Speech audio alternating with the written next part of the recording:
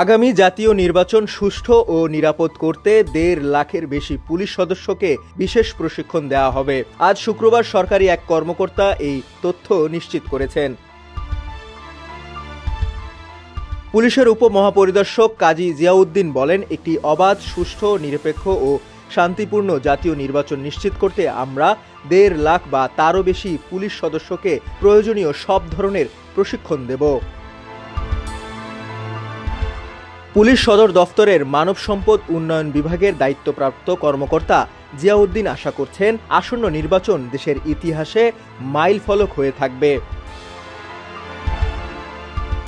তিনি আরও জানান, তার বিভাগ গত ৩ মাসে নির্বাচন বিশেষজ্ঞ ও আইনজীবীদের পরামর্শ নিয়ে ৯টি প্রশিক্ষণ মডিউল তৈরি করেছেন। জিয়াউদ্দিন আরও বলেন, পুলিশ মহাপরিদর্শক ও অতিরিক্ত আইজিপি এর নেতৃত্বে তৈরি হওয়া প্রশিক্ষণ কোর্সটি দারুণ। তিনি আশা করছেন, কোর্সটি নির্বাচনের সময় যে কোনো ধরনের আইন শৃঙ্খলা পরিস্থিতি সফলভাবে মোকাবিলা করতে পুলিশ সদস্যদের প্রস্তুত করবে।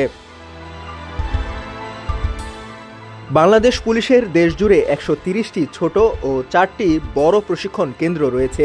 এসব কেন্দ্রেই নির্বাচনী দায়িত্ব পালনের জন্য পুলিশ সদস্যদের প্রশিক্ষণ দেওয়া হবে।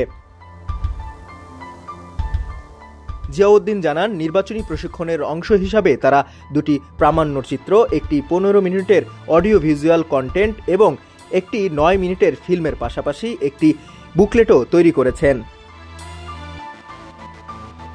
পুলিশ সদর দফতরের এই কর্মকর্তা বলেন, নির্বাচনের সময় সম্ভাব্য পরিস্থিতি মোকাবিলার জন্য বাস্তবমুখী মহড়া প্রশিক্ষণ দেওয়া হবে সব ট্রেনারকে। নির্বাচনকালীন সর্বাত্মক নিরাপত্তা নিশ্চিত করতেই এই কার্যক্রমগুলো পরিচালিত হচ্ছে বলে তিনি জানান।